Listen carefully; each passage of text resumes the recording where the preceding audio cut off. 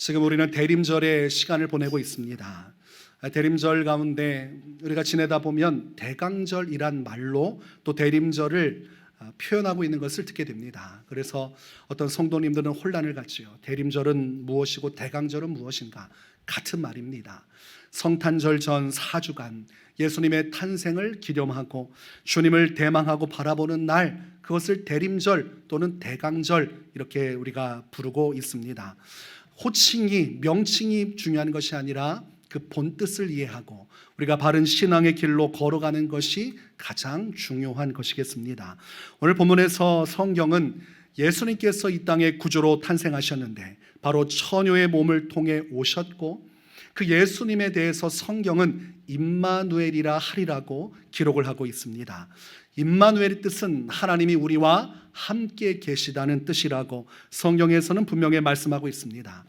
이것을 다른 말로 표현하면 하나님께서 죄로 죽을 수밖에 없는 우리를 향하여 우리를 버리지 아니하시고 우리에게 구원을 베풀기 위해 이 땅에 친히 사람으로 오셨다는 것을 의미하는 것입니다. 죄악 중에 살아가는 인생을 그대로 내버려 두면 사람은 죄로 말미암아 멸망을 당하게 됩니다. 그래서 주님은 우리를 그대로 방치하거나 버려두지 않고 구원하기로 결정하셨습니다. 그래서 이 땅에 찾아오셨습니다. 예수님께서 이 땅에 찾아오신 그 사건, 그것은 하나님이 사람이 되신 사건이라 기독교의 신비 중에 하나입니다. 어떻게 하나님께서 사람이 되실 수 있는가? 그러나 성경은 하나님의 지극히 크신 능력 안에서 성령께서 임하심으로 그 일이 가능해졌다고 말씀합니다. 그래서 죄 많은 이 세상 가운데 죄 없으신 하나님께서 사람이 되사 이 땅에 예수님으로서 우리의 구주가 되어 주셨습니다. 사람들은 이 땅에 살기 위해 태어납니다. 모두가 다 미래를 꿈꾸고 어떠한 삶을 살아갈지를 계획하고 그 안에서 서로를 세워나가고 위로하며 인생을 살아갑니다. 그러나 이 땅에 오신 성자 하나님 예수님은 죽기 위해서 태어나셨습니다. 하나님께서 지정하신 그날 십자가에서 죽기 위해서 그 목적 하나를 가지고 이 땅에 태어나셨습니다. 그러니 우리는 살기 위해 태어났지만 예수님은 죽으시기 위해 태어났습니다. 우리와 예수님의 삶의 목적과 방향은 전혀 다르다는 것을 알 수가 있습니다. 예수님께서는 나무에 달려 죽으셨습니다. 십자가가 나무로 되어졌고 성경은 나무에 달린 자마다 저주받은 자라고 말씀하셨습니다. 그러니 예수님이 십자가에 죽은 것은 죄로 인해 죽을 수밖에 없는 우리의 저주를 친히 본인이 다 감당하심으로 직접 모든 저주받은 자가 되사 우리를 위해 십자가에서 죽으신 것과 같습니다. 마태복음 20장 28절에서 예수님은 말씀하십니다. 인자가 온 것은 섬김을 받으려 함이 아니라 도리어 섬기려 하고 자기 목숨을 많은 사람의 대속물로 주려 함이니라. 내가 이 땅에 온 것은 나 자신을 위한 것이 아니라 너희를 위한 것인데 내가 너희를 섬기기 위한 목적으로 왔고 심지어 내 목숨까지도 너희를 위하여 대속물로 희생제물로 주기 위해 이 땅에 온 것이라고 예수님께서 말씀하여 주셨습니다. 왜 예수님께서 자신을 속죄의 제물, 희생제물, 대속물로 주실 수밖에 없습니까? 성경에서는 히브리서 9장 22절에 이렇게 말씀합니다. 율법을 따라 거의 모든 물건이 피로써 정결하게 되나니 피 흘림이 없은즉 사함이 없느니라. 하나님 앞에 죄 용서 받으려면 피를 쏟아내야 됩니다. 그 피를 쏟아내야 용서 받습니다. 그러나 사람은 자신의 죄가 너무 커서 그 피 흘림으로조차 그 죄를 다 씻겨낼 수가 없습니다. 결국은 영원한 심판에 처할 수밖에 없으니 오직 예수님께서 우리의 모든 죄를 뒤집어 쓰고 우리가 흘려야 할 속죄의 피를 자신이 대신 모두 다 흘려주신 것입니다. 죄가 없으신 분이 죄 많은 우리 인생을 구원하시기 위해 우리 죄를 다 덮어쓰고 우리가 흘려야 할 죄의 대가 피를 자신이 쏟아내 주신 것입니다. 하나님의 분노는 우리의 목숨보다 더 진하니 하나님이신 예수님께서 직접 자신을 내어줌으로 하나님의 분노를 잠잠케 하신 것입니다. 하나님 아버지, 내 몸을 드리오니 나를 희생제물로 삼아 저 수많은 죄인들을 용서하여 주십시오. 하나님께서 예수님을 보시고 그 모든 죄를 사하기로 결정을 하신 것, 그것이 복음의 핵심이요, 예수님께서 이 땅에 사람으로서 나신 이유입니다. 사람으로서는 다른 사람의 죄를 용서해 줄 수 없어요. 다른 사람의 죄를 대신 속해 줄 수 없다는 말입니다.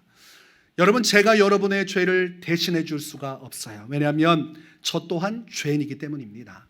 어떤 위대한 인물이라도 사람으로 태어나면 그 사람 속에 흐르는 아담의 저주와 죄가 흘러내리기 때문에, 자신의 죄로 인해 하나님의 심판대 앞에 설 수밖에 없기 때문에 사람은 누구의 죄를 대신 속해 줄 수 없습니다. 내 죄 하나만으로도 감당할 수 없기 때문입니다. 오직 죄가 없으신 하나님으로서 죄가 없으신 우리 예수님, 그리고 우리와 같은 동일한 사람이심으로 우리의 죄를 대신 짊어지고 죄 없으신 하나님으로서, 사람으로서 오직 예수님만이 용서해 주실 수 있습니다. 이 땅에서 누군가가 여러분의 죄를 용서해 줄 수 있다고 말한다면, 자기를 믿고 따르면 구원을 받을 수 있다고 말한다면, 그것은 다 거짓말입니다. 자신의 죄를 감당할 수 없기 때문이죠. 오직 하나님이신 예수님만이 사람을 죄로부터 자유케 하고 그 모든 심판으로부터 벗어나 영생을 누리게 하는 것입니다. 우리가 예수 그리스도를 구주로 믿을 때 우리 안에는 성령의 놀라운 역사가 일어나요. 대변혁의 일이 일어납니다. 육신으로는 아무런 티가 나지 않지만 영적으로는 한 사람의 영혼이 변화되는 놀라운 일이 벌어지는데, 성경은 그것을 중생이라고 이야기하고 또는 거듭남이라고 이야기합니다. 우리가 기독교 용어로 중생을 개인의 죄가 사해져서 성령에 의해서 영적으로 새롭게 다시 태어나는 것, 예수님께서 이 땅에 피 흘리사 우리의 죄를 사해 주셨기 때문에 이것을 통해서 성령의 역사하심을 통해 영적으로 새롭게 된다는 것입니다. 그러니 십자가 보혈의 은혜, 십자가 대속의 은혜를 받지 않고는 사람 안에 성령의 역사가 일어날 수 없고, 사람은 중생할 수 없고 거듭날 수 없으니 결국은 아무런 변화 없이 죽은 심령과 죽은 죄악으로 인해 결국은 멸망에 떨어지게 되죠. 우리가 예수님을 구주로 믿었기에 성령의 역사하심 속에 우리는 중생했습니다. 전에는 하나님을 인정하지 않고 죄악 가운데 살다가 이제는 예수님을 믿는 믿음 안에서 성령을 통해 하나님을 아빠, 아버지라 부르게 되었습니다. 그리고 저 영원한 천국을 소망하며 하나님의 자녀로 살아갈 수 있는 그 놀라운 은혜가 바로 중생의 역사를 경험했음을 의미하죠. 중생한 사람은 삶의 변혁이 일어납니다. 심령이 변화되면 삶도 변화됩니다. 그래서 예수님을 온전히 만나고 중생한 성도는 삶의 변화가 일어나요. 그의 입술이 변화되고 삶의 목적과 방향이 바뀝니다. 전에는 나를 위해 살아왔지만 이제는 예수님을 위해 살아가고, 전에는 세상 영광이 내 인생의 전부였지만 이제는 하나님의 영광이 내 인생의 전부가 되는 영원한 천국을 향한 믿음의 소유자로 살아가게 되는 것입니다.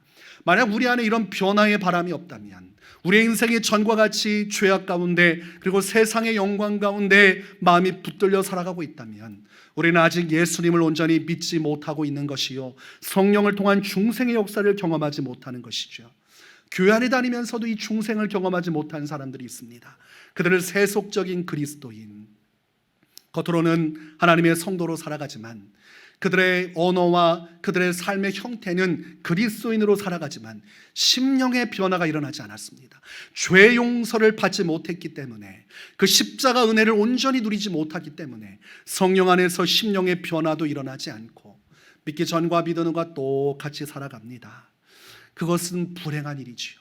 그리고 오늘날 우리가 예수님을 믿고 중생한 것은 큰 복을 받은 것입니다. 이 모든 것이 바로 예수님께서 이 땅에 구주로 탄생하셨기 때문에, 성령을 통해 처녀의 몸에서 우리에게 찾아오신, 사람이 되어 나타나신 임마누엘, 함께 하시기로 결정한 그 예수님의 탄생의 역사가 우리에게 그 큰 자유를 허락해 주는 것입니다. 어린 시절 교회 학교에서 교회 선생님들께서 말씀을 전해 주실 때가 있었어요. 권사님들께서 돌아가면서 설교를 하고 나셨는데 그때 권사님들께서 질문을 하실 때가 있었습니다. 예수님께서 누구를 위해서 십자가에 못 박혀 죽으셨나요? 이런 질문을 던질 때가 있었어요. 그러면 이제 저는 자신 있게 이야기를 했죠. 우리 때문입니다. 그때는 선생님이 인정을 안 하시고 나 때문입니다 이렇게 얘기하시는 거예요. 그래서 다음번에 다른 선생님이 똑같은 질문을 하셨어요. 예수님께서 누구를 위하여 십자가에 못 박혀 죽으셨나요?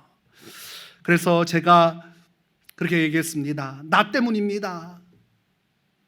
그랬더니 선생님이 아니에요, 우리 때문입니다. 그래서 제가 항상 혼란스러웠어요. 무엇이 정답인가? 그래서 눈치를 보면서 둘 중에 하나를 잘 선택해야만 칭찬을 받을 수 있었습니다. 우리도 맞고 나도 맞는데 이제 설명하려고 하는 이 설교의 취지에 맞춰서 대답을 좀 해달라고 하신 걸로 기억을 합니다. 예수님께서 누굴 위해 이 땅에 오셨고 누굴 위해 십자가 지셨는가? 나 때문이요? 또 우리 때문입니다. 교회를 이루고 있는 지체된 나 단 한 명을 위해서, 또한 교회를 이루고 있는 모든 성도를 위해, 또한 무엇입니까? 아직 예수님을 믿지 못하고 세상 가운데 방황하는 그 영혼들을 위해서 예수님은 십자가에서 죽으셨다는 것을 성경은 분명하게 말씀하고 있는 것입니다.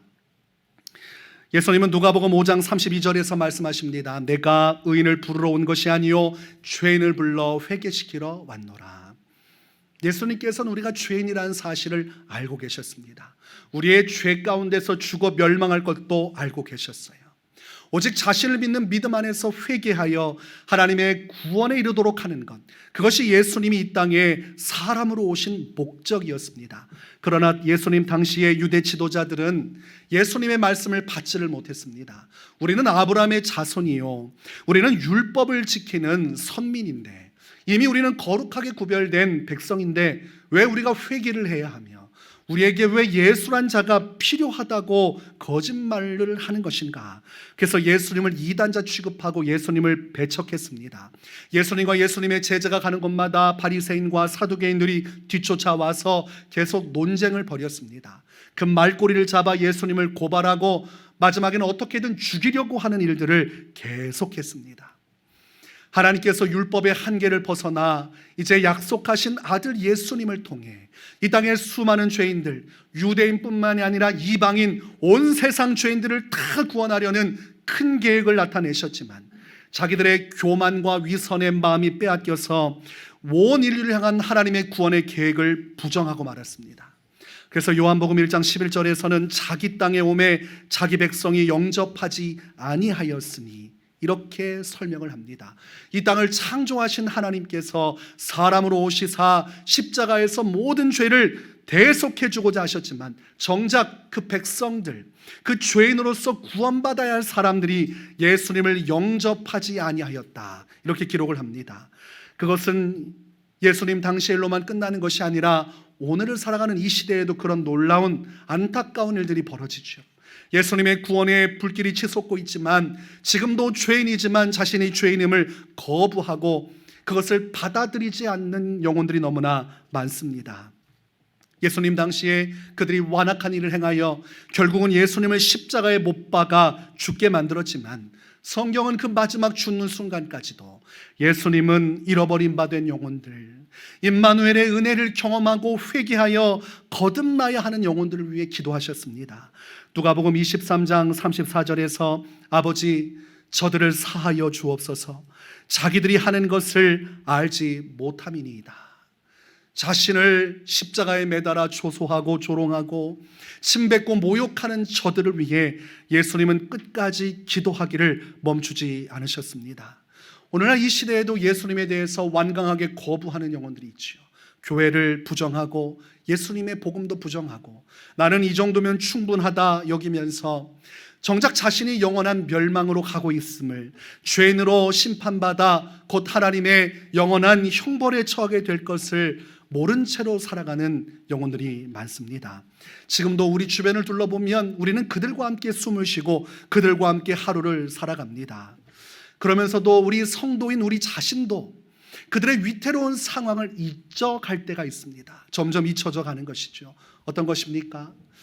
나는 구원받아서 하나님의 생명을 누리고 있고 나는 이제 예수님을 통해 영생을 얻었지만 저들은 아직 그 영생의 은혜를 얻지 못했다는 사실, 저들은 여전히 죄 가운데 묶여 있으며 사망의 권세에 매여 있어서 오늘이라도 죽게 되면 영원한 형벌에 처하게 된다는 사실을 성도들도 분주하게 살다 보면 잊어버립니다. 그래서 그들을 놓쳐버려요. 내가 구원받은 것이 확실하다면 저가 멸망할 것은 더 확실해지는 것이건만, 우리의 구원은 확신하지만 저들의 멸망에 대해서는 우리가 점점 더 마음속으로 중심을 갖지 못하고 잊혀져 가는 것들이 많습니다. 우리가 예수 그리스도의 임마누엘의 은혜를 누렸다면 그 은혜가 우리뿐만이 아니라 믿지 않은 그들에게도 온전히 선포되어야 하고, 그들도 이 은혜를 누려야 한다는 사실을 망각해서는 안 됩니다. 예수님은 오늘 구원받은 우리를 위해서도 죽으셨지만 아직도 예수님을 받아들이지 않고 예수님께 침을 뱉는 불신의 영혼을 위해서도 십자가에서 죽으신 것입니다. 예수님은 아직도 주님을 받아들이지 않는 자들을 위해 이 땅에 동정녀의 몸을 통하여 탄생하셨고, 이 땅에서 유년 시절, 청소년, 청년, 장년의 시절을 지나 십자가에서 죽고 부활하여 승천하는 모든 일을 잃어버린 바 된 그 영혼을 위해서도 행하신 것입니다. 근데 우리 마음속에는 무감각해지는 것이 점점 더 심해질 때가 있어요. 예수님을 믿는 나와 믿지 않은 자의 격차를 이해를 못하는 것이죠. 여러분, 예수님을 믿는 사람과 믿지 않는 사람의 격차는 어느 정도로 벌려져 있겠습니까? 우리가 하늘과 땅 차이다 이렇게 표현하는 것이 최고의 격차를 표현하는 것일 텐데, 성경에는 천국과 지옥의 격차라고 말씀합니다. 예수님을 믿는 자는 천국에 이르지만 예수님을 믿지 못하는 자는, 죄 용서를 받지 못한 자는, 중생하지 못한 자는 영원한 지옥에 떨어지니, 결국은 천국과 지옥의 격차가 이 땅에서 예수님을 믿고 안 믿고의 차이를 결정하는 것이죠. 예수님을 믿지 않았던 사람, 하나님의 구원을 이루지 못했던 사람, 하나님의 영원한 생명을 얻지 못했던 사람의 대표 주자가 누가복음 16장에 나오는 부자입니다. 부자는 이 땅에서 잔치를 벌이며 행복하게 살았지만 이 땅의 삶이 끝나고 나서 그가 간 곳은 음부라 하나님이 그를 지옥 불 가운데 가두어 두시고 고통스럽게 하십니다. 누가복음 16장 24절에 보면 그가 호소합니다. 내가 불꽃 가운데서 괴로워하나이다. 그러나 그 호소를 들어줄 사람이 없습니다. 그리고 그가 외칩니다. 손가락 끝에 물을 찍어 내 혀를 서늘하게 하소서. 그는 그 고통 속에 몸부림치지만 더 슬프고 괴로운 것은 그 고통은 영원토록 끝나지 않는다는 사실입니다. 그는 성경에 기록된 그 당시에도 음부에 갇혀 고통했지만 지금 현대를 살아가는 우리 이 시대 속에서도 음부에 갇혀 고통을 받으니 그는 세세토록 그 고통을 벗어나지 못할 것입니다. 그것이 가장 슬픈 일이요, 그것이 믿지 않는 자들이 결국 가야 할 곳이라고 성경은 예정적으로 말씀해 주고 있습니다. 우리 안에 성탄의 기쁨이 있습니다. 거리마다 예수님을 향한 탄생의 소식들이 들려오고, 그렇지 않아도 세상은 산타클로스 이야기를 말하고 루돌프 사슴을 이야기하면서 기쁨의 노래를 부르죠. 예수님을 믿는 사람은 예수님의 탄생으로 기뻐하고, 믿지 않는 사람은 성탄 속에서 사랑하는 사람들과 함께 시간을 보내며 노래하며 교제하며 이 연말연시 그 크리스마스의 기쁨을 누리려고 합니다. 모두가 다 기뻐하고 즐거워하려고 그렇게 최선을 다하죠. 아주 밝은 면이 우리 인생 가운데 보여지는 시기가 이 성탄의 기쁨이 가득한 12월입니다. 그러나 그 가운데서도 우리는 밝은 면만 볼 것이 아니라 어두운 면도 볼 수 있어야 됩니다. 내가 예수님을 만나서 죄 용서받고 거듭나 천국 백성이 되었다는 기쁨, 그 안에서 성탄의 기쁨이 넘쳐나는 그때에도 우리 마음속에는 어두운 곳, 아직도 구원받지 못한 내 가족들, 아직도 구원받지 못한 내 친척들, 아직도 구원받지 못한 나의 사랑하는 이웃들, 여전히 죄악과 사망 권세에 매여 영원한 지옥 형벌 앞에 떨어지게 될 그들에 대한 마음을 우리는 항상 잊지 말아야 하는 것입니다. 그들을 내버려 두면 그들은 죄악 가운데 살다가 죄악 속에 죽게 될 것입니다. 우리가 지금 예수님 때문에 기쁘다고 해서, 즐겁다고 해서 우리가 구원받았듯이 예수 믿지 않은 자들도 구원받을 수 있는 것은 아닙니다. 아무리 밝은 날 함께 기뻐하고 똑같은 성탄을 즐거워해도 이것은 구별이 되는 것입니다. 믿는 자와 믿지 않은 자는 구별이 됩니다. 이 땅에서 나는 언제 죽을지 알지 못하지만 내가 오늘이라도 죽으면 하나님은 천군 천사를 보내어 영원한 천국으로 나를 불러들이시겠지만, 오늘날 내 사랑하는 사람들, 아직 예수 그리스도의 임마누엘의 은혜, 이 땅에 구주로 오신 예수님을 믿지 못하는 그 영혼들은 결국은 한없이 추락하여 지옥 밑바닥까지 떨어지니, 이것은 부정할 수 없는 성경의 명백한 결론이요, 인생 가운데 반드시 이루어질 일입니다. 임마누엘의 은혜를 경험하고 있는 자와 경험하고 있지 않는 자는 천국과 지옥의 격차를 가지고 이 땅에서 함께 살아 숨쉬는 것입니다. 여러분 주변에 아직도 예수님을 믿지 못하고 구원받지 못한 사람, 그들에게는 구원받을 어느 정도의 기간, 기회가 주어질까요? 사람들은 막연하게 생각합니다. 충분히 있을 거야. 지금이 아니어도 언젠가는 내 가족이, 내 친척이, 내 이웃이 분명히 언젠가는 구원을 받을 거야 라고 생각을 합니다. 죽음에 대해서 마치 내가 예견할 수 있는 것처럼 이야기하지만 죽음의 순간은 누구도 예견할 수 없습니다. 죽음은 예고 없이 다가옵니다. 어느 날 어떻게 우리가 죽을지도 알지 못하는데, 우리가 아직 믿지 못하는 수많은 영혼들이 어떤 순간에 죽게 될지 누가 장담할 수 있습니까? 그러니 성경에서 구원의 시점은 지금입니다. 지금 하나님께서 그 영혼을 부르시기 전에, 하나님께서 그 인생을 모두 다 멸망시키기 전에, 그가 영원한 지옥으로 떨어지기 전에 지금 하나님의 복음을 전하라. 지금 그가 예수 그리스도를 만나게 하라. 지금 그가 회개하여 거듭나고 중생하여 하나님의 자녀가 되도록 해야 한다. 고린도후서 6장 2절에 이르시되 내가 은혜 베풀 때에 너에게 듣고 구원의 날에 너를 도왔다 하셨으니 보라 지금은 은혜 받을 만한 때요 보라 지금은 구원의 날이로다. 나는 이미 구원을 받았지만 아직 그들은 받지 못했습니다. 그렇기 때문에 그들은 지금이라도 받아야 사는 것입니다. 지금이라도 이 땅에 구주로 오셔서 죄악의 문제를 해결해 주신, 십자가에서 피를 쏟으사 대속의 은혜를 베풀어 주신 임마누엘, 우리와 함께 계신 그 예수님, 우리에게 영원한 생명을 주신 예수님을 그들이 만나야만 그들이 생명을 얻을 수가 있는 것입니다. 여러분, 이 대림절의 시간, 성탄의 기쁨이 우리 안에 충만한 시간, 우리가 주님을 기뻐하고 나의 구원받았음을 찬송하는 것 너무나 아름다운 것입니다. 하나님께서 우리가 주께 나와 예배할 때 한없는 영광을 받을 것입니다. 그러나 그 속에서도 정말로 주님이 가장 기뻐하고 원하시는 것은 이런 버림받은 영혼이 주님께로 돌아오는 것, 한 영혼이 멸망에서 영생의 길로 돌아오는 것, 그것이 하나님께서 이 대림절의 기간 성탄 속에서 가장 기뻐하시는 것입니다. 그러나 우리 마음속에는 그들을 향한 기도가 있어야 됩니다. 하나님, 아직 예수님을 알지 못하는 나의 사랑하는 가족들을 구원하여 주시옵소서. 내 사랑하는 친척들, 내 사랑하는 주변의 친구들, 그리고 선후배들, 직장 동료들, 하나님, 저들이 올해가 가기 전에 이 성탄절 날 저와 함께 예배할 수 있게 해 주십시오.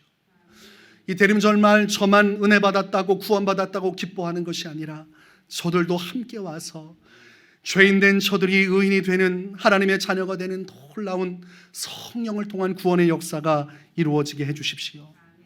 여러분, 예수님께서 죽으시고 부활하시고 승천하신 이후에 초대교회 성도들의 마음속에는 24시간, 그리고 그들이 살아가는 모든 시간이 영혼 구원을 향한 하나님의 열망으로 가득 차 있었습니다. 온 성도가 받은 은혜, 나만 구원받는 것이 아니라 세상 사람들 모두 그들을 향해서 그들 모두를 구원하기 위해 이 땅에 구주로 오신 예수님의 임마누엘의 은혜를 전파하기 위해 당신을 위해서도 예수님이 태어나셨고, 당신을 위해서도 예수님이 죽으셨고, 당신을 위해서도 영원한 생명을 예비하셨으니 이 구원을 받으라 전파하는 것, 그것이 초대교회의 가장 큰 소망이었으며 그들이 이룬 가장 큰 업적이었습니다. 이 사명은 오늘날 우리에게도 전해져 내려오는 것입니다. 여러분, 많은 음식을 준비하고 혼자 먹는 것이 흥겹고 즐겁습니까? 많은 음식을 준비하고 사랑하는 사람들을 다 불러서 그들과 함께 먹고 마시며 즐거워하는 것이 더 즐겁고 흥겹습니까? 어떤 것이 더 즐겁고 흥겹습니까? 사랑하는 사람들, 그들을 다 불러 모아서 맛있는 음식을 함께 더불어 나눌 때 기쁨이 배가 되고 그 안에 참으로 말할 수 없는 즐거움이 있죠. 우리 그것을 잔치라고 합니다. 혼자 즐기지 않고 사랑하는 사람들을 다 불러 모아서 함께 먹고 마시고 즐거워할 때 잔치가 벌어졌다고 이야기하죠. 성경에서는 구원받은 백성들뿐만이 아니라 잃어버림 받은 영혼들을 주께로 인도할 때 천국에는 잔치가 벌어진다고 기록을 하고 그때에 축제의 역사가 벌어진다고 말씀을 합니다. 누가복음 15장 22절에서 24절을 보면 아버지로부터 유산을 미리 받아서 세상으로 갔다가 다 탕진하고 빈털터리로 돌아온 그 아들이 돌아왔을 때 아버지가 어떻게 행동하는지에 대해서 기록을 하고 있습니다. 성경에서 이렇게 말씀합니다. 아버지는 종들에게 이르되 제일 좋은 옷을 내어다가 입히고 손에 가락지를 끼우고 발에 신을 신기라. 그리고 살찐 송아지를 끌어다가 잡으라. 우리가 먹고 즐기자. 이 내 아들은 죽었다가 다시 살아났으며 내가 잃었다가 다시 얻었노라 하니 그들이 즐거워하더라.